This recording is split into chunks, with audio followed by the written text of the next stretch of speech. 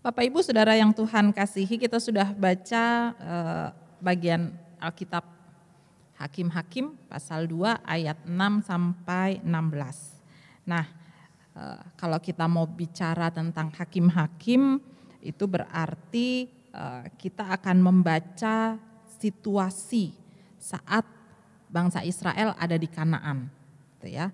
Mereka sudah sampai di Kanaan, mereka sudah sampai di tanah perjanjian, tanah yang Tuhan janjikan untuk mereka dapat tinggal di situ, mereka menjadi milik mereka, gitu ya. Nah, saya mengajak kita mengingat, gitu, mengingat bahwa untuk sampai ke tanah perjanjian, tanah Kanaan itu ada perjalanan panjang yang harus mereka tempuh.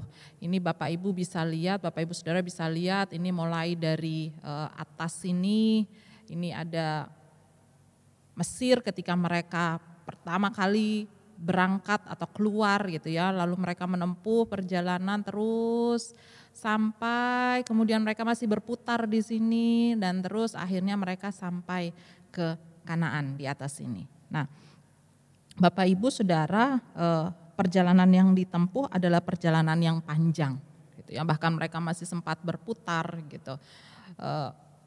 Dalam perjalanan ini umat Tuhan dibentuk, kalau saya boleh pakai istilah disaring begitu ya, sehingga mereka benar-benar mengenal, menghayati dan merasakan siapa Tuhan, siapa yang menuntun mereka mulai mereka keluar dari Mesir sampai kemudian sampai di tanah Kanaan. Nah, kalau kita bicara tentang perjalanan ini, kita pasti akan ingat seorang Musa. Dia pemimpin bangsa Israel, dia yang membawa Israel, dia bersama Harun, Musa bersama Harun yang membawa Israel keluar dari Mesir, lalu kemudian memimpin dalam perjalanan yang tadi dari Mesir itu, lalu kemudian menyusur laut, lalu kemudian sampai ke Kanaan. Musa memimpin bangsa Israel. Lalu ketika sudah sampai di tepi atau hampir masuk di Kanaan, lalu di situ Musa digantikan atau diteruskan oleh Yosua. Kepemimpinan Musa dilanjutkan oleh Yosua. Yosua yang memimpin bangsa Israel sampai masuk ke dalam tanah perjanjian itu. Nah, Bapak Ibu, setelah masuk, setelah kemudian Yosua membagi-bagi Israel berdasarkan tempat mereka, wilayah mereka masing-masing suku mendapatkan tempat, lalu mereka mengatur dirinya sendiri. Kalau saya boleh pakai istilah yang sekarang, mereka lalu punya otonomi untuk daerah mereka, untuk wilayah mereka, untuk pemerintahan atau untuk suku mereka. Yosua tidak lagi mengambil peran sebagai seorang pemimpin tunggal, sebagai seorang pemimpin yang satu-satunya yang membawa atau mengatur, menata kehidupan umat Israel. Tapi semua sudah kembali kepada kehidupan masing-masing dalam suku. Nah, Bapak Ibu Saudara yang Tuhan kasihi, dari sini saya ajak kita masuk ke dalam bacaan kita. Israel di Kanaan pasca Yosua. Setelah Yosua membagi-bagikan mereka untuk wilayah atau tanah mereka, lalu kemudian di ayatnya yang ke-6 bagian bacaan kita, di situ dikatakan Yosua melepas bangsa Israel. Mereka dibiarkan untuk pergi ke tanah, mereka dibiarkan untuk pergi ke milik pusaka mereka masing-masing. Mereka dibiarkan atau diizinkan untuk lalu menjalani kehidupan di tempat mereka, di tanah yang sudah ditetapkan menjadi milik mereka. Peristiwa ini terjadi atau peristiwa ini dilakukan atau Yosua mengizinkan mereka hidup kembali di tanah mereka masing-masing atau hidup di tempat mereka masing-masing di milik pusaka mereka. Setelah pada ayat 1 sampai ayat 5 itu ada perjumpaan dengan malaikat Tuhan. Perikop di atas dari bacaan kita, di situ dikatakan malaikat Tuhan di Bokhim. Apa yang terjadi di situ? Malaikat Tuhan mengingatkan mereka bahwa mereka akan berinteraksi dengan bangsa-bangsa sekitar. bahkan bangsa diingatkan, bangsa Israel, orang Israel, umat Allah ini diingatkan bahwa ada saatnya nanti mereka lalu kemudian menjadi tidak setia kepada Tuhan. Mereka bersedih di situ dan mereka mencoba untuk menyatakan kesetiaan mereka dengan di akhir ayat 5 di situ dikatakan lalu mereka mempersembahkan korban di sana kepada Tuhan. Setelah peristiwa itu selesai lalu kemudian mereka kembali. Mereka tinggal ke tempat mereka masing-masing. Mereka mulai dengan aktivitas mereka. Mereka mulai dengan segala tugas tanggung jawab, segala kehidupan mereka di tanah mereka masing-masing. Bapak Ibu, selanjutnya ayatnya yang ke-7 sampai ayatnya yang ke-9 ini menjadi catatan. Catatan apa? Di sini dikatakan atau di sini dijelaskan bahwa selama Yosua hidup, selama tua-tua orang Israel yang sejaman, katakanlah begitu, sejaman dengan Yosua, yang melihat bagaimana mereka dituntun oleh Tuhan dalam perjalanan, bagaimana mereka disertai oleh Tuhan, bagaimana tiang awan dan tiang api itu menuntun mereka, bagaimana mana itu dan burung puyuh itu menjadi kecukupan untuk kehidupan mereka. Setelah orang-orang itu atau setelah Yosua dan para tua-tua itu, ketika Yosua dan para tua-tua itu ada, di situ dikatakan ayat 7 sampai dengan ayatnya yang ke-9, orang Israel atau bangsa atau umat Allah itu mereka beribadah kepada Tuhan. Mereka tetap beribadah kepada Tuhan. Kita ingat sedikit di Yosua pasal atau ayat yang sangat populer. Yosua pasal 24 ayatnya yang ke-15. Yosua 24 ayatnya yang ke-15 di situ dikatakan Yosua dengan jelas menyatakan aku dan keluargaku akan beribadah kepada Tuhan. Lalu kemudian Yosua mengatakan ya kalian bagaimana? Lalu semua umat mengatakan iya kami juga. Kami beribadah kepada Tuhan. Itu respon mereka ikut, mereka merasakan, mereka menyatakan bahwa mereka juga mau setia kepada Tuhan. Sekali lagi itu terjadi, itu dinyatakan ketika orang-orang yang sejaman dengan Yosua masih ada. Yosua masih hidup, para tua-tua yang mengikuti perjalanan bangsa Israel masih ada, masih hidup. Apa yang terjadi selanjutnya? Bapak Ibu Saudara, ayatnya yang ke-10 menjadi catatan bagi kita.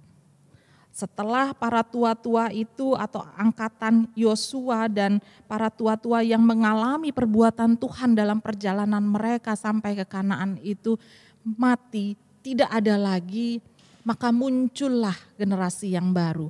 Maka muncullah orang-orang atau angkatan yang baru. Kalau ayat 10 dari bacaan kita, Alkitab kita menyatakan muncullah angkatan yang baru.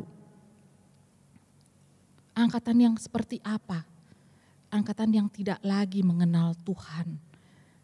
Angkatan yang tidak lagi mengenal Tuhan yang sudah berkarya dalam hidup umat Israel. Tuhan yang sudah menolong mereka ketika mereka di Mesir dengan tulahnya. Tuhan yang menolong mereka dalam perjalanan mereka. Tuhan yang menolong mereka untuk melalui Laut Teberau. Tuhan yang menuntun mereka dalam perjalanan di padang gurun. Tuhan yang menuntun mereka sampai masuk ke dalam Kanaan. Generasinya sudah baru, orang-orangnya sudah lain. Mereka tidak lagi mengenal semua perbuatan dan karya Tuhan. Sehingga Bapak Ibu ayatnya yang ke-11 dan 13. Generasi yang baru ini, orang-orang yang baru ini, angkatan yang baru ini, ayat 11 di situ dikatakan mereka beribadah kepada Baal. Ayat 12 mengatakan mereka meninggalkan Tuhan dan mengikuti Allah lain dan menyembahnya. Ayat 13 di situ dikatakan mereka meninggalkan Tuhan dan beribadah pada Baal dan para Asyitoret. Bapak Ibu Saudara yang Tuhan kasihi, apa itu Asyitoret? Apa itu Baal? Catatan Alkitab menyatakan bahwa Baal dan para Asyitoret adalah dewa-dewa dari orang Kanaan. Orang Kanaan percaya bahwa Baal adalah dewa yang paling berkuasa. Asitoret adalah dewi kesuburan orang Kanaan. Dan mereka menyembahnya karena mereka percaya bahwa Baal dan Asitoret akan memberi mereka banyak anak, panen yang berlimpah, dan hewan ternak yang terus berkembang. Kita lihat situasinya. Generasi yang lama Yosua dan kelompoknya, katakanlah begitu, tahu, kenal bahwa ada Tuhan Allah Israel yang menuntun mereka. Tapi ketika generasi ini sudah tidak ada, generasi yang baru muncul, mereka tidak mengenal. Lalu apa yang mereka lakukan? Mereka mengadopsi, kalau saya boleh katakan. Mereka memakai, mereka mengambil dewa-dewa atau kepercayaan atau apa yang disembah oleh bangsa-bangsa Kanaan, bangsa-bangsa asli yang tinggal di situ sebelum mereka ada. Mereka melakukan yang jahat di mata Tuhan. Mereka tidak lagi setia kepada Tuhan. Dan bagian selanjutnya dari bacaan kita ayat 14 sampai dengan ayatnya yang ke-16, di situ dikatakan bahwa Tuhan menyatakan keadilannya. Apa yang Tuhan lakukan? Tuhan mengizinkan Israel yang tidak setia itu untuk mengalami kesulitan. Mereka mengalami perampokan, mereka dikalahkan oleh musuh. Hasil panen mereka direbut oleh bangsa-bangsa sekitar dan mereka tidak mampu melawan itu. Ayat 14 sampai 16 di situ menceritakan bagaimana mereka berjuang mempertahankan atau bagaimana mereka berjuang supaya panen mereka baik, hasilnya bagus, tapi ketika mendekati panen, ketika sudah panen, lalu itu dirampok oleh bangsa-bangsa sekitar. Dan mereka tidak berdaya. Mereka tidak berdaya. Lalu apakah Allah membiarkan itu terus terjadi? Bapak Ibu, dalam ketidaksetiaan generasi yang baru ini, Tuhan tetap mengasihi Israel. Tuhan tetap mengasihi mereka. Ayat 16 di situ dikatakan bahwa Tuhan membangkitkan hakim-hakim yang menyelamatkan mereka dari tangan perampok itu. Bapak Ibu Saudara, hakim-hakim yang dimaksudkan di sini adalah seorang yang menjadi pemimpin, baik pemimpin militer dari sukunya sendiri maupun gabungan dari beberapa suku. Setelah mengalahkan musuh, hakim itu akan memerintah sukunya atau suku-suku lain yang bersama dengan mereka sampai ia meninggal. Di samping sebagai pemimpin perang, hakim juga memutuskan perkara-perkara hukum dan kadang-kadang melaksanakan tugas keagamaan. Dan hakim ini Tuhan hadirkan ketika dia ada dalam kehidupan umat atau kelompok umat yang lebih besar lagi, maka dialah yang kemudian menjadi penyambung lidah atau penyambung pesan Tuhan kepada umat. Tapi apa yang terjadi? Apa yang terjadi? Ada hakim-hakim yang kemudian akan muncul. Kalau Bapak Ibu baca selanjutnya, kita akan temui ada Otniel, ada Ehud, ada Samgar dan seterusnya. Tapi umat Tuhan tidak berubah. Tidak berubah. Sebentar mereka baik, tapi lalu kemudian mereka kembali dalam hidup mereka yang jahat di mata Tuhan. Hakim yang sangat kita kenal, yang kita sangat tahu kisah atau ceritanya, bagaimana dia berkarya, bagaimana dia hadir, bagaimana dia melakukan banyak perkara-perkara baik untuk umat adalah Simson. Tapi di situ pun kita tahu, dari gambaran itu pun kita tahu bagaimana ketidaksetiaan umat itu tetap berlaku, tetap berlangsung, tetap muncul.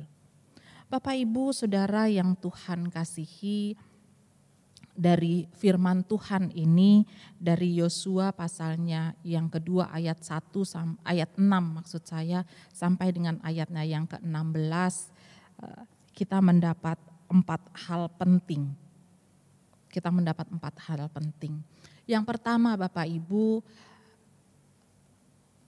kita melihat bahwa ada kegembiraan yang luar biasa yang hadir dalam kehidupan umat.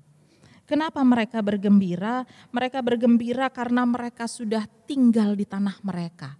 Kenapa mereka bergembira? Mereka bergembira karena mereka sudah ada di tanah milik mereka sendiri. Kenapa mereka bergembira? Mereka tidak lagi hidup sebagai budak. Mereka bebas untuk mengatur tanah mereka, mereka bebas untuk mengatur hidup mereka, mereka bebas untuk mengelola tanah mereka dan menikmati hasilnya. Ada kegembiraan yang luar biasa yang dimunculkan ketika Israel ada di tanah yang baru. Tapi menjadi catatan bagi kita. Kegembiraan yang dimunculkan, kegembiraan yang dihadirkan oleh Israel ketika mereka menikmati tempat yang baru di tanah perjanjian yang Tuhan berikan. Kegembiraan itu justru berdampak. Kegembiraan yang besar itu juga berdampak besar. Apa dampak besarnya? Dampak besarnya adalah ada kelalaian dalam kehidupan umat. Kelalaian untuk mewariskan pengalaman dan sejarah iman kepada generasi selanjutnya. Mereka begitu meluap dengan sukacita sehingga mereka lupa bahwa ada warisan-warisan yang harus mereka teruskan. Ada pelajaran-pelajaran yang harus mereka lanjutkan. Ada kenangan-kenangan tentang bagaimana pertolongan Tuhan yang harus mereka terus nyatakan. Generasi tua, kalau saya boleh katakan, setelah Yosua lalai untuk mewariskan pengalaman dan sejarah iman kepada generasi selanjutnya. Mereka begitu larut dengan euforia, dengan luapan kegembiraan ada di tanah yang baru. Mereka begitu larut dengan kegembiraan ada di tanah milik mereka sendiri. Mereka lupa bahwa mereka punya tanggung jawab. Mereka lupa bahwa sebagai orang tua, sebagai generasi yang lebih dahulu ada, mereka punya tanggung jawab. Tanggung jawab untuk apa?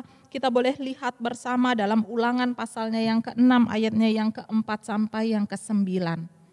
Di situ dinyatakan, di situ disampaikan bahwa Tuhan mengingatkan kepada umat Allah melalui Musa.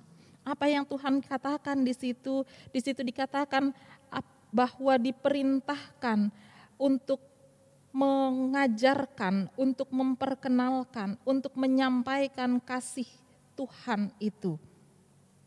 Saya bacakan ayatnya yang ke-4 sampai dengan ayatnya yang ke-9 untuk Bapak Ibu dari Ulangan pasalnya yang ke-6. Di situ dikatakan, dengarlah hai orang Israel, Tuhan itu Allah kita, Tuhan itu Esa. Kasihilah Tuhan Allahmu dengan segenap hatimu dan dengan segenap jiwamu dan dengan segenap kekuatanmu. Apa yang kuperintahkan kepadamu pada hari ini haruslah engkau perhatikan. Haruslah engkau mengajarkannya berulang-ulang kepada anak-anakmu dan membicarakannya apabila engkau duduk di rumahmu, apabila engkau sedang dalam perjalanan, apabila engkau berbaring, dan apabila engkau bangun. Haruslah juga engkau mengikatkannya sebagai tanda pada tanganmu, dan haruslah itu menjadi lambang di dahimu, dan haruslah engkau menuliskannya pada tiang pintu rumahmu dan pada pintu gerbangmu. Pesan ini jelas untuk menyampaikan, untuk mengajarkan kepada anak-anak, kepada generasi selanjutnya tentang apa? Tentang Tuhan yang hadir, Tuhan yang menolong umat, Tuhan yang berkarya dalam kehidupan umat. Dan pesan ini atau kewajiban ini di situ dikatakan itu harus berlangsung terus dan terus dan terus. Di situ dikatakan ketika engkau sedang dalam perjalanan, ketika di dalam rumah, ketika berbaring, ketika bangun, dalam setiap bagian hidup.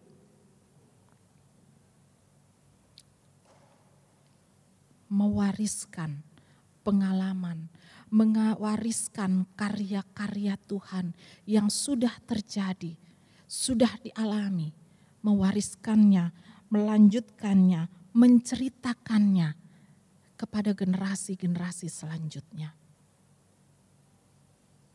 Tidak hanya itu Bapak Ibu Saudara, bahkan mungkin juga pengalaman-pengalaman atau pengajaran-pengajaran formal yang harusnya terjadi di bait Allah juga mereka lupakan. Dalam pembelajaran umat Allah atau Israel itu ada yang namanya Bet Ashefar, ada Bet Midras, Bet Misnah, itu pembelajaran yang kalau boleh saya katakan pembelajaran yang lebih resmi, yang lebih formal, bagaimana anak-anak itu diajari membaca, bagaimana mereka diajar untuk bisa mengenal Tuhan dengan lebih lagi. Mereka harus tidak hanya membaca tapi mereka juga harus mengerti dan menghayati setiap pesan-pesan yang disampaikan. Bapak Ibu, jangan-jangan atau mungkin mereka juga melalaikan hal ini. Mereka juga tidak ingat untuk menyampaikan atau mengajarkan, menyatakan pengajaran-pengajaran ini kepada generasi-generasi selanjutnya. Mereka lupa, mereka tidak lagi melanjutkan pengajaran itu. Sehingga yang terjadi pada kehidupan generasi selanjutnya adalah ada perubahan hidup. Ada perubahan orientasi yang terjadi.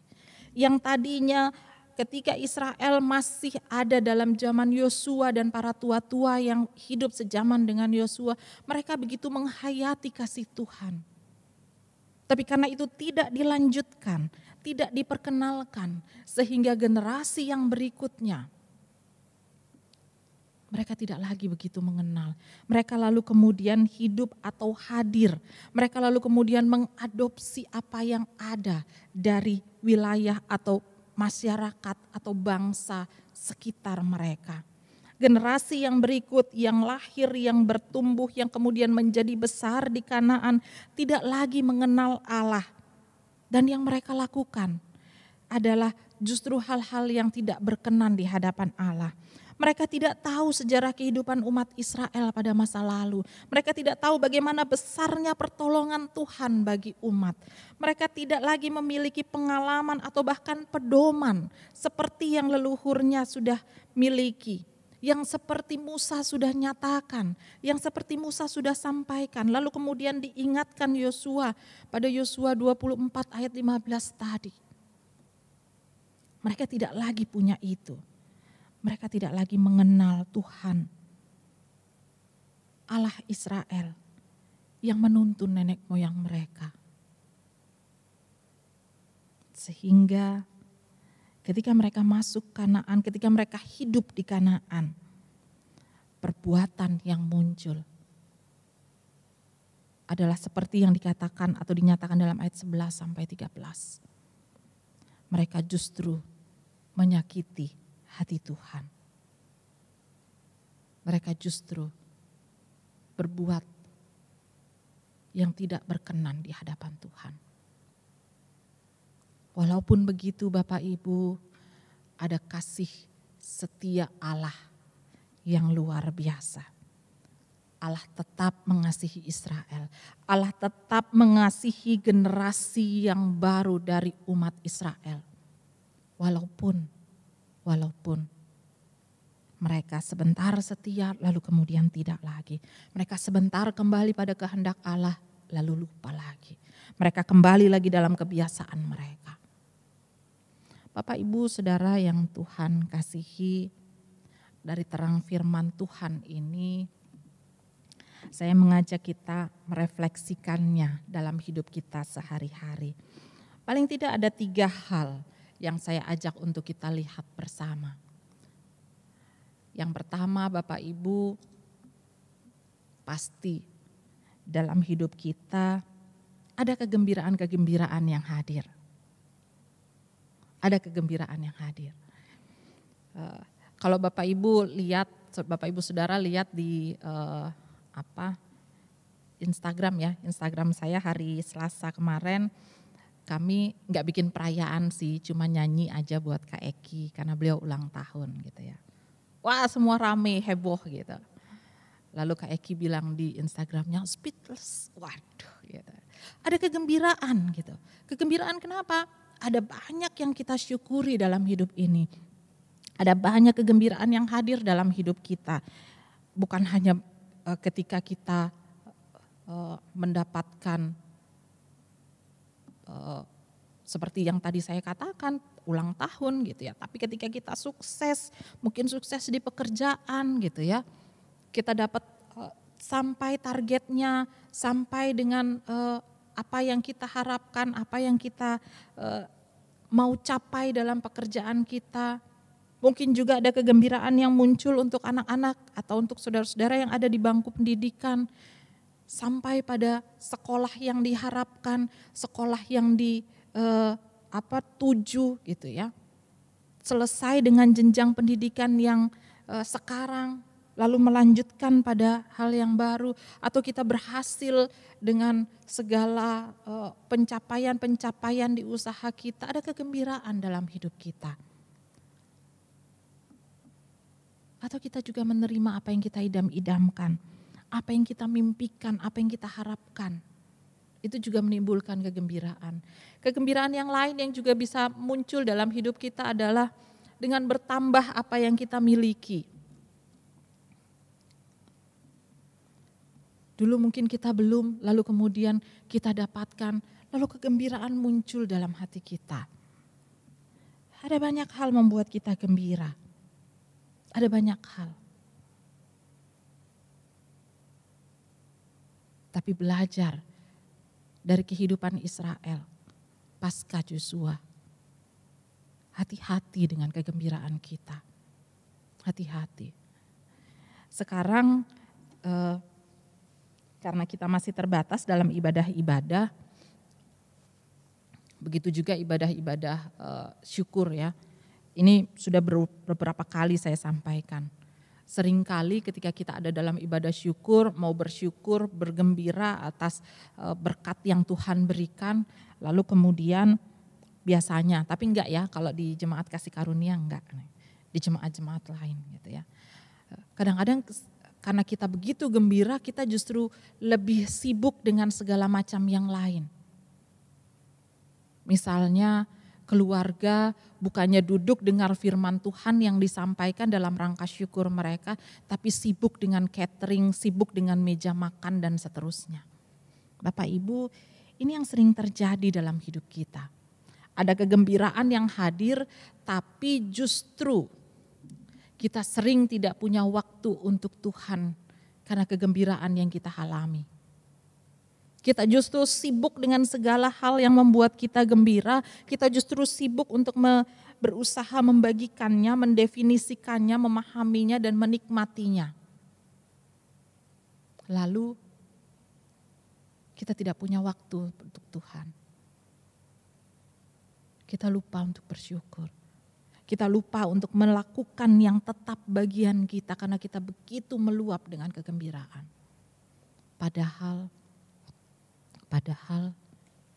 Tuhan terus bahkan selalu punya waktu untuk memikirkan dan untuk menambah kegembiraan dalam hidup kita.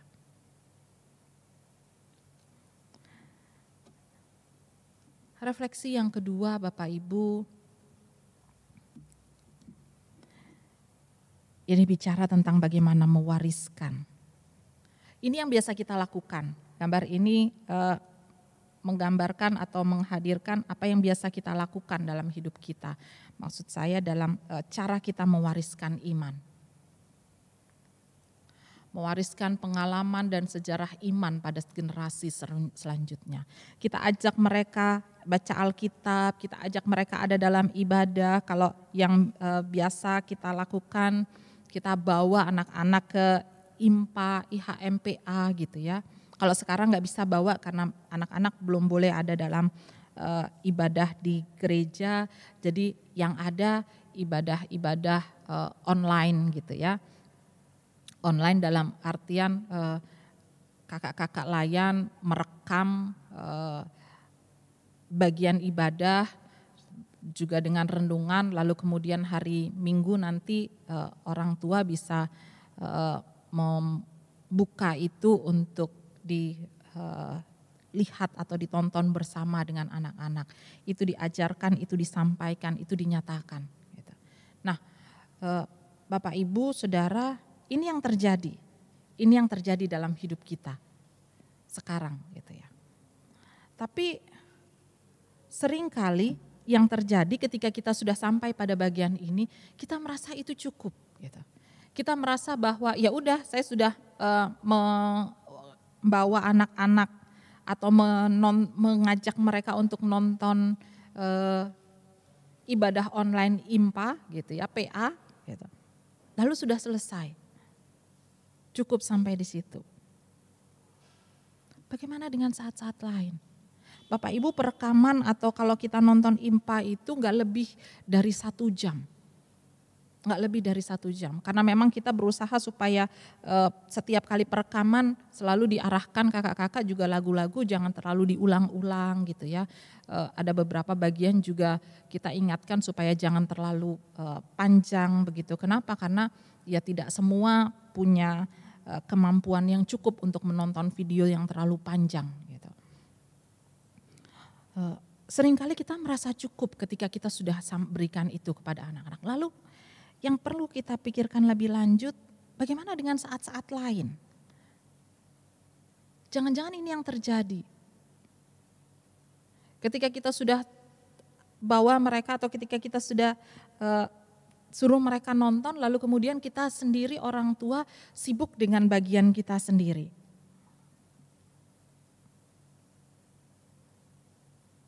Kita sibuk dengan urusan kita sehingga ya menurut kita mereka sudah cukup. Lalu apa yang terjadi? Yang terjadi ketika mereka punya kesempatan, mereka juga mencontoh apa yang kita buat.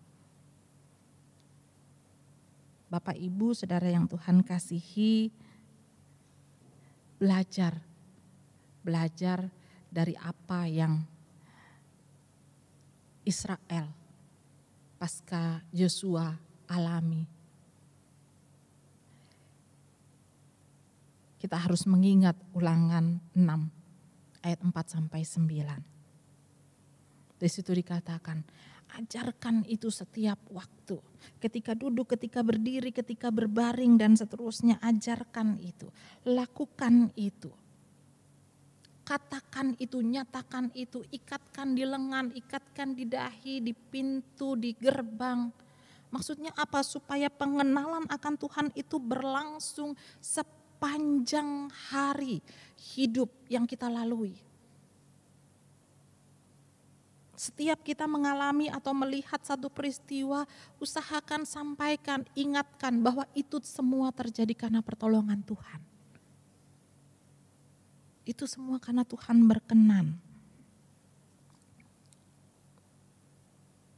Kita ingatkan, kita selalu mengambil bagian di mana kita mengingat dan menyatakan itu dalam hidup kita untuk generasi-generasi selanjutnya.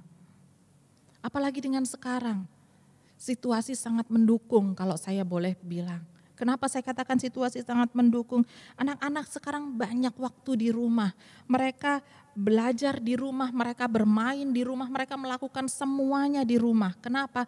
Karena kita memang membatasi anak-anak untuk keluar. Mereka termaksud dalam kelompok rentan ketika mereka ada di luar dengan situasi pandemi COVID-19 ini. Lakukan itu. Sambung atau wariskan semuanya. Wariskan semuanya. Bapak Ibu Saudara, mungkin kita bisa mungkin ada di antara kita yang katakan, waduh, saya nggak bisa cerita, saya susah untuk ngomong, saya terbatas. Bapak Ibu, kita punya banyak cara sekarang. Sekolah pakai cara online. Minggu ini, 1 minggu ini sampai 1 minggu ke depan, Hector akan ada di dalam kelas yang namanya summer class. Kenapa? Itu kelas tambahan khusus untuk mereka persiapan membaca dan menulis untuk masuk SD katanya begitu. Tadinya pikir-pikir aduh repot enggak ya gitu, karena dari jam 10 sampai setengah 12 harus stay di depan laptop dengan semuanya itu gitu ya. Apalagi Senin, Rabu, dan Jumat gitu. Kalau Senin mungkin masih oke, Rabu itu ada perekaman-perekaman untuk ibadah-ibadah, jadi kadang-kadang suka repot gitu. Tapi ya tetap diupayakan, kenapa? Supaya anaknya bisa belajar. Bapak Ibu kalau hari Rabu ke GKK 2, kami itu kayak pindahan di konsistori. Kenapa saya bilang kayak pindahan? Kami bawa banyak perlengkapan. Bawa laptop, bawa macam-macam pokoknya, buku belajarnya Hector dan lain sebagainya. Untuk apa? Supaya anak-anak bisa terus mendapatkan pembelajaran. Begitu juga yang harus kita lakukan dalam pembelajaran iman kita. Kita lakukan terus. Bapak Ibu pasti tahu ini. Atau yang belum tahu mungkin boleh coba lihat-lihat. Ini salah satu aplikasi yang isinya cerita tentang Alkitab, tapi dikemas secara modern. Saya baru-baru juga tahu gitu. Ketika dari dulu sudah tahu, tapi lalu kemudian baru-baru ketika Hector ada berapa kali cerita tentang Superbook begitu, lalu saya tanya sama dia, apa sih itu? Gitu. Jadi itu Bapak Ibu lihat ya, di sini ada yang anak laki-laki ini, nah ini anak laki-laki ini namanya Chris. Lalu yang perempuan ini dia namanya Joy.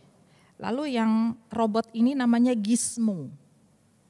Kenapa dengan mereka? Mereka bertiga ini tokohnya. Lalu mereka punya mesin waktu gitu ya, yang bisa membawa mereka masuk ke dalam salah satu kisah Alkitab. Dan mereka seperti ada live di dalam kisah itu. Gitu. Bagus Bapak Ibu, kalau Bapak Ibu ada kesempatan nanti coba lihat gitu ya. Kita bisa lewat ini ajarkan kepada anak-anak. Gitu. Pastinya tidak lalu kemudian kita kasih, ini kamu lihat baca belajar sudah gitu ya. Tapi tetap pendampingan itu harus ada. Tapi maksud saya dengan situasi sekarang kita orang tua juga harus melihat bahwa ada banyak cara bagaimana kita mau mewariskan itu. Gitu. Ada cara formal dengan kita membawa mereka atau sekarang kita memperlihatkan video mereka untuk bisa ikuti ibadah PA, ibadah minggu gitu ya. Tapi ada juga cara-cara yang lain seperti lewat Superbook ini atau lewat pengajaran-pengajaran kita, lewat doa-doa yang kita ajak mereka berdoa bersama atau ibadah-ibadah yang kita lakukan bersama dengan mereka. Kita punya banyak cara. Untuk apa? Mengajarkan mereka atau mewariskan iman kepada mereka. Jadi ketika nanti mereka bertumbuh, mereka tahu, oh dulu papa mama saya atau opung saya atau opa saya gitu ya. Pernah katakan ini, pernah cerita tentang seorang yang namanya Nuh, pernah cerita seorang yang namanya Musa, pernah cerita tentang seorang yang namanya Yefta. Mereka tahu itu. Karena kalau kita hanya berharap dari IMPA, itu hanya sekian jam, apalagi dengan sekarang gak sampai 1 jam. Ya memang rekamannya sih agak panjang ya Bapak Ibu. Karena kadang-kadang ketika kami rekaman untuk IMPA dan IMPT itu hari Selasa. Selasa sekarang sudah disepakati bersama mulai 6:30. Minggu lalu itu beberapa elektronik yang dipakai untuk merekam itu agak-agak error. Beberapa kakak-kakak yang merekam bersama mereka bilang mungkin mereka peralatan ini lelah katanya gitu ya. Tapi Bapak Ibu itu waktu itu kita nggak merekam tuh sampai malam. Saya sampai rumah itu 11:30. Nggak tahu kakak-kakak yang lain yang masih perjalanan ke rumahnya gitu. Sampai setengah 12. Kenapa? Karena ada beberapa kali PT itu diulang sampai 2 kali. Jadi mereka sudah selesai, sudah coba kita dengar, ternyata nggak ada suaranya. Gitu. Jadi ulang. Gitu. Lalu itu untuk yang bagian liturgi, waktu bagian firmannya juga Kak Martin ya kalau nggak salah minggu lalu itu sempat ulang juga gitu karena masalah di situ. Gitu. Tapi saya bukan mau cerita itu, yang saya mau katakan itu hanya sebentar. Ada sekian banyak waktu anak-anak itu bersama dengan kita. Mari ambil tanggung jawab kita, kerjakan tanggung jawab kita. Lakukan, kita mau mewariskan pengalaman dan sejarah iman secara fundamental, dasar yang jelas. Kita mau lakukan itu personal kepada anak-anak kita, dari orang tua untuk anak. Secara dekat, secara kita tahu seperti apa anak-anak kita. Dan tentu tetap aktual mengikuti keberadaan zaman. Saya cantumkan di situ 2 Timotius 1 ayat 5 mau mengingatkan kita bagaimana seorang Timotius yang kemudian memiliki iman yang dipuji oleh seorang Rasul Paulus. Kenapa demikian? Karena ada ibunya Eunike dan neneknya Lois yang mewariskan pengalaman iman itu. Bapak Ibu Saudara, mari. Sebagai generasi yang saat ini ada dan menjalani hidup kita dalam perkenanan Tuhan, kita ambil tanggung jawab kita untuk mengajarkan, mewariskan pengalaman iman, pengalaman hidup beriman kepada generasi-generasi selanjutnya. Yang berikut Bapak Ibu Saudara, yang ketiga kita diingatkan bahwa ada kasih Allah, kasih setia Allah yang tidak pernah pudar, tidak pernah luntur, tidak pernah hilang, tidak pernah lenyap. Walaupun ada manusia yang tidak setia, walaupun ada manusia yang lalu tidak lagi menyukakan hati Tuhan, tapi melukai hati Tuhan. Tuhan tetap mengasihi, Tuhan tetap memberi yang terbaik, bahkan Tuhan selalu memberi yang terbaik. Bapak Ibu, pada bagian ini saya mau mengingatkan kita memang bagian jemaat kita GPIB Kasih Karunia di Parung Serap Ciledug ini sudah mulai dengan ibadah minggu. Tapi baru ibadah minggu yang sudah boleh kita lakukan di GKK 2. Tapi sebetulnya bukan masalah ibadah itu online atau offline. Yang penting adalah bagaimana kita tetap ada dalam kehendak Tuhan. Bukan persoalan online atau offline, tapi bagaimana kita tetap inline bersama dengan Tuhan, dalam kehendak Tuhan, dalam rancangan Tuhan, dalam apa yang Tuhan tetapkan. Kita tetap menyembah Tuhan dengan cara yang benar. Itu yang lebih penting. Ada yang bilang kalau ibadah online gak enak. Kenapa? Kita gak bisa lihat langsung. Kita gak bisa jabat tangan. Yang ke gereja juga Bapak Ibu gak boleh jabat tangan. Kenapa? Menjaga, menghindari kita terdampak oleh virus. Itu juga kenapa di minggu lalu ketika ibadah sudah dilaksanakan, ada beberapa jemaat yang kemudian diminta dengan segala keberadaan untuk pulang. Kenapa? Karena mereka tidak memenuhi standar kesehatan. Mereka sudah lansia atau ada beberapa yang dalam kondisi sakit. Bapak Ibu, persoalannya bukan online atau offline sekali lagi. Tapi jauh lebih penting bagaimana kita melakukan kehendak Tuhan. Karena kita mau jadi orang-orang yang menikmati kasih setia Tuhan dalam kesetiaan.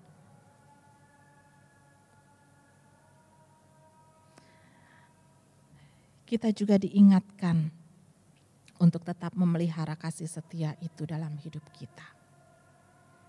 Kita diingatkan ketika saat ini katanya kita ada dalam cara hidup yang new normal atau kenormalan baru. Kita diingatkan kasih setia Tuhan tetap dulu, sekarang, dan sampai selama-lamanya. Kita mau hidup dengan cara yang baru, dengan cara yang orang bilang new normal, dengan segala sesuatu yang ini dan yang itu. Kasih setia Tuhan tetap untuk kita. Karena itu mari kita hidup dengan cara yang baru, atau kalau saya boleh katakan dengan karakter yang baru. Menjadi pribadi yang selalu mau bersyukur, yang mau selalu mengingat akan kebaikan Tuhan dalam setiap kegembiraan Tuhan. Menjadi pribadi-pribadi yang selalu mau mengajarkan segala pengalaman-pengalaman iman kepada generasi selanjutnya. Dan juga menjadi pribadi yang selalu mau untuk mengenal dan merasakan, menikmati kasih setia Tuhan dalam kesetiaan kita. Bapak Ibu Saudara, ingat gambar ini, itu ada gereja kita, diambil dari atas. Bapak Ibu, untuk sebagian kita, kalau saya boleh katakan warga senior, mungkin kita sempat merasakan ketika di samping gedung gereja ini masih kosong, GKK 1 waktu itu ya masih kosong, masih rawa, masih rumput dan seterusnya. Mungkin kita sempat merasakan. Tapi anak-anak kita, generasi yang lebih muda, mereka sudah melihat ini. Kalau ngomong kasih karunia yang mana? Oh, kasih karunia Parung Serap. Oh, yang di dalam gang ya. Yang paling mentok, paling ujung gerejanya. Itu yang mereka tahu sekarang. Itu yang mereka kenal sekarang. Tapi Bapak Ibu, apapun yang saat ini dikenal dan diingat sebagai pribadi, sebagai bagian dari jemaat Tuhan, sebagai orang-orang yang merasakan kasih setia Tuhan, saya mau katakan, mari hidup bersamanya, memuliakan namanya, lewat bagaimana kita menurun wariskan pengalaman iman kita, lewat bagaimana ketika kita bersyukur dan bergembira, lewat bagaimana kita menghayati hidup untuk Tuhan yang selalu setia kepada kita. Mari muliakan namanya dari generasi ke generasi. Tuhan memberkati kita semua. Amin.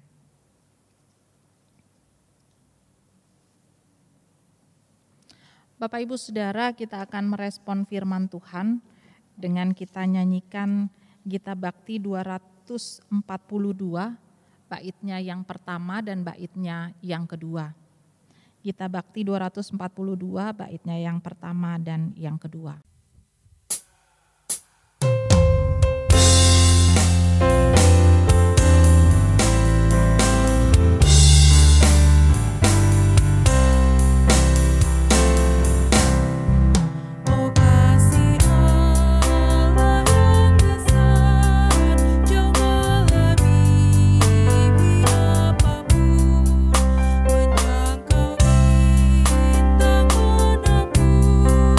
Bahkan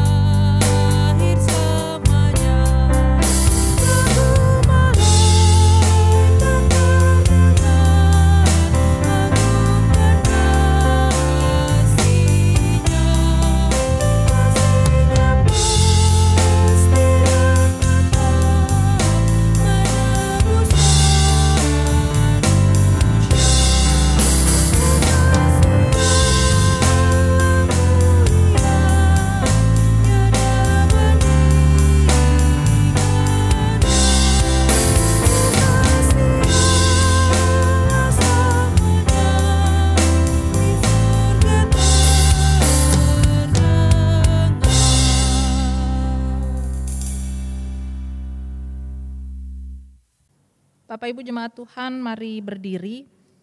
Kita akan menyatakan pengakuan iman sesuai dengan pengakuan iman rasuli. Dengan hati dan mulut masing-masing kita mengaku, aku percaya kepada Allah, Bapa yang Maha Kuasa, Khalik langit dan bumi, dan kepada Yesus Kristus anaknya yang tunggal Tuhan kita, yang dikandung daripada Roh Kudus, lahir dari anak darah Maria, yang menderita di bawah pemerintahan Pontius Pilatus, disalibkan, mati dan dikuburkan, turun dalam kerajaan maut, pada hari yang ketiga bangkit pula dari antara orang mati, naik ke surga, duduk di sebelah kanan Allah, Bapa yang Maha Kuasa, dan akan datang dari sana untuk menghakimi orang yang hidup dan yang mati. Aku percaya kepada Roh Kudus, gereja yang kudus dan am, persekutuan orang kudus, pengampunan dosa, kebangkitan daging, dan hidup yang kekal. Bapak Ibu silahkan duduk, kita akan masuk dalam doa syafaat. Mari kita satu hati, kita berdoa. Dalam kasih dan kemurahan-Mu Tuhan, kami bersyukur untuk semua perkara-perkara hidup yang sudah Tuhan boleh nyatakan dalam hidup kami. Terima kasih kami boleh belajar dari kehidupan umat Tuhan. Walaupun di situ digambarkan bahwa ada ketidaksetiaan, tapi kami boleh belajar supaya kami tidak mencontohinya, tapi kami justru melakukan yang benar di hadapan Tuhan. Dalam syukur dan sukacita dan kegembiraan kami tetap mengingat Tuhan. Dan kami juga mengingat untuk terus menjadi pribadi-pribadi yang mau menurun wariskan pengalaman iman kami kepada generasi selanjutnya. Dan kami juga boleh terus mengingat dan menghayati akan kasih setia Tuhan yang selalu baru setiap hari, setiap pagi bagi kami. Bapa dalam kerajaan surga, dalam syukur dan sukacita kami bersama untuk firman yang sudah Tuhan nyatakan, kami bersama bersatu hati, mohon kemurahan dan pertolongan Tuhan. Kami mau bersatu hati berdoa untuk saudara-saudara kami, jemaat Tuhan, kami berdoa untuk keluarga Hendrik Seu, kami berdoa untuk keluarga Yuli Susanto, untuk keluarga Nyonya Ellen Sitompul, untuk keluarga Marobun Effendi Suburian, untuk keluarga Nyonya Marheni Lenggono, untuk keluarga Chandra Aritonang, untuk keluarga Ernst Wowor, untuk keluarga Maimunah Lubis, untuk keluarga Yudi Sudira, untuk keluarga Alexander Sumardi, untuk keluarga Jenner Naibaho, untuk keluarga Ober Sejabat, untuk keluarga Suryadi, untuk keluarga Soni Runtu. Kami berdoa untuk mereka semua dengan segala keberadaan masing-masing, dengan segala harapan dan kerinduan. Tuhan memberkati, Tuhan selalu mencukupkan hidup mereka. Tuhan selalu bersama dengan mereka, sehingga pergumulan mereka, syukur sukacita mereka tetap boleh rasakan dalam kemurahan Tuhan. Mereka juga boleh jadi keluarga yang selalu mau menurun wariskan atau menceritakan segala kebaikan-kebaikan Tuhan, baik pada generasi-generasi selanjutnya maupun kepada banyak orang. Bapa dalam kerajaan surga, kami juga berdoa dan memohon kemurahan Tuhan. Dalam kerendahan hati kami berdoa untuk saudara-saudara kami yang sakit. Kami berdoa untuk Bapak Sabar Saragih, Bapak Edwin Hutagalung, Nyonya Kristi Siregar Simanungkalit, Bapak Aha Siregar, Nyonya Elia Wasti Pandi, Saudari Kristi Sukapdi, Nyonya Nurida Sitorus, Diaken Edward Hitipiu, Diaken Deki Wokamau, Nyonya Riris Mayor. Kami berdoa untuk mereka semua. Jamahan tangan kasih Tuhan melawat mereka, menjamah mereka. Kami percaya segala yang baik akan terus Tuhan berikan. Tuhan teguhkan pengharapan mereka, sehingga mereka tidak pernah akan patah semangat untuk terus berharap akan pertolongan Tuhan. Kami juga berdoa untuk saudara-saudara kami atau untuk para ibu yang saat ini ada dalam masa kehamilan. Kami berdoa untuk Nyonya Karina Watihelu, untuk Nyonya Okta Simanjuntak, untuk Nyonya Marla Alphonse, untuk Nyonya Eta Yuniker, untuk Nyonya Olga Sianturi, untuk Nyonya Kristin Samosir. Kami berdoa untuk mereka semua bersama dengan janin atau bayi yang ada dalam kandungan mereka. Tuhan berikan kondisi yang baik, berikan kesehatan yang baik, sehingga mereka boleh terus menikmati dan menjalani masa kehamilan ini dengan penuh syukur. Bahkan Tuhan terus menjaga dan menyertai sampai pada waktunya ketika masa bersalin melahirkan nanti. Tuhan juga berkati seluruh keluarga yang menjaga dan menopang.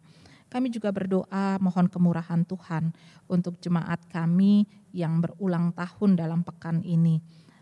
Kami berdoa untuk Bapak Murlan, untuk Nyonya Elizabeth, untuk Alan M. Hutapea, untuk Nyonya Salma Wokamau, untuk Nyonya Pingkan Pangaribuan, untuk Dias Sanhiko, untuk Delviana Aplungi, untuk Cornelius K.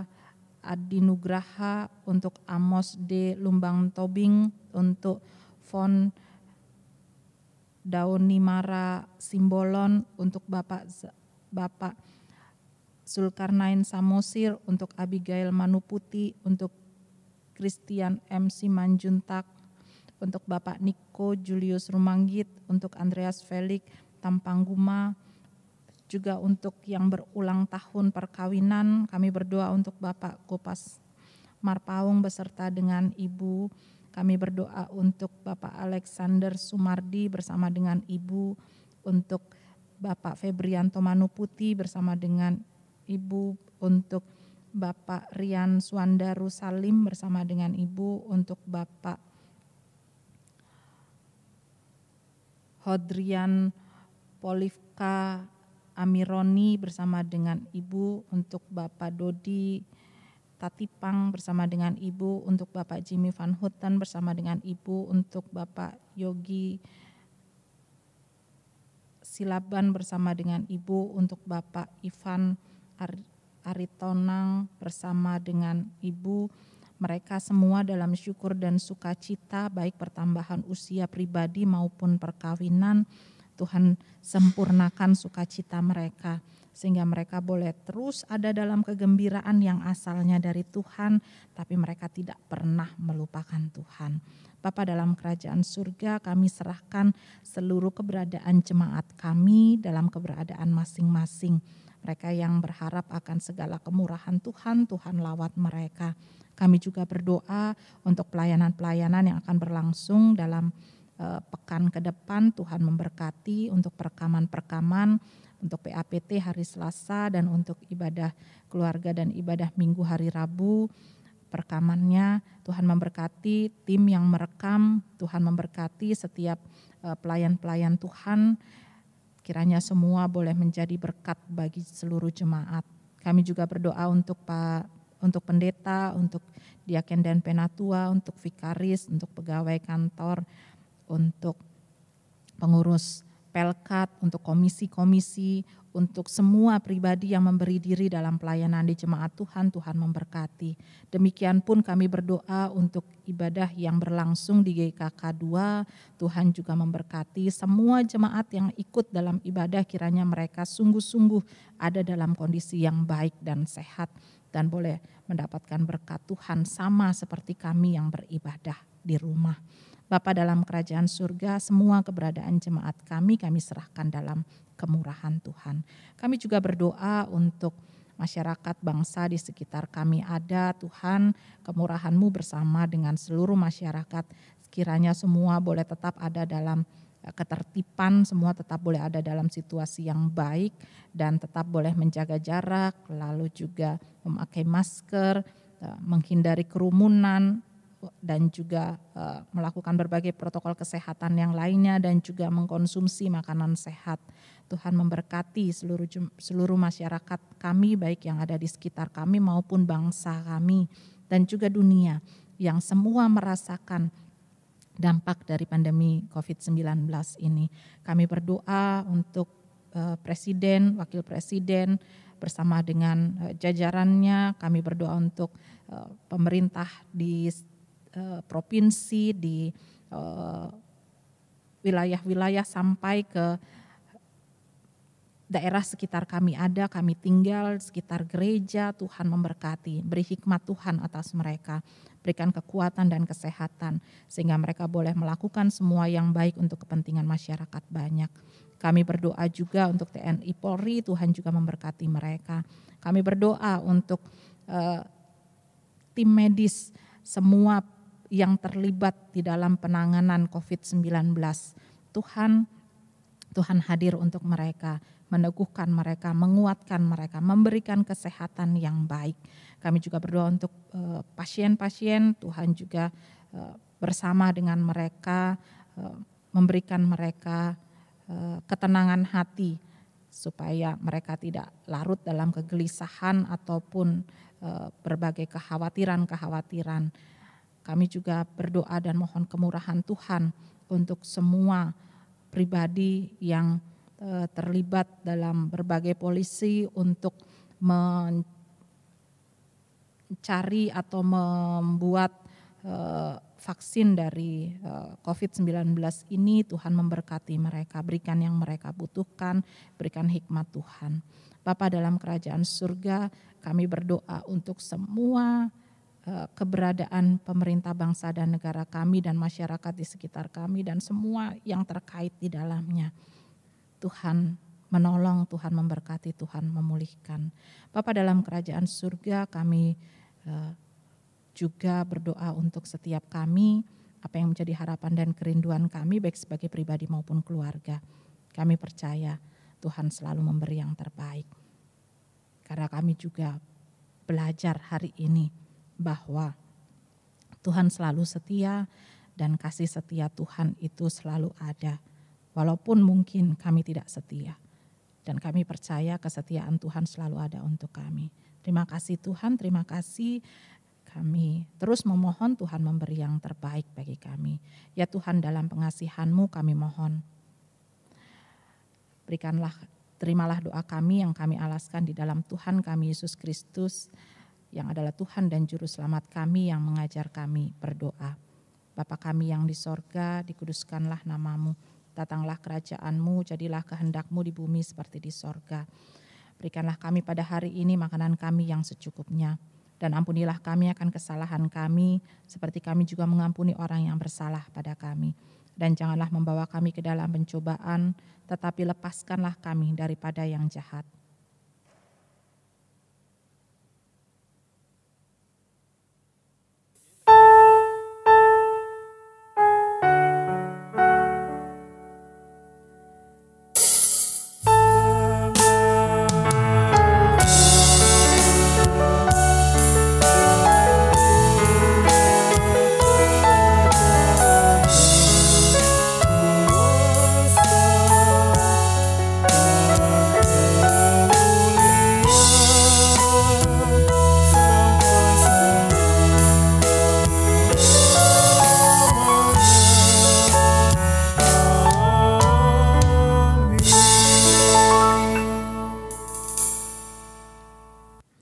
Bapak Ibu Saudara, kita sudah selesai dengan bagian doa syafaat dan itu artinya untuk bagian perekaman ini selesai. Bapak Ibu silakan melanjutkan ibadah bersama dengan keluarga di rumah masing-masing.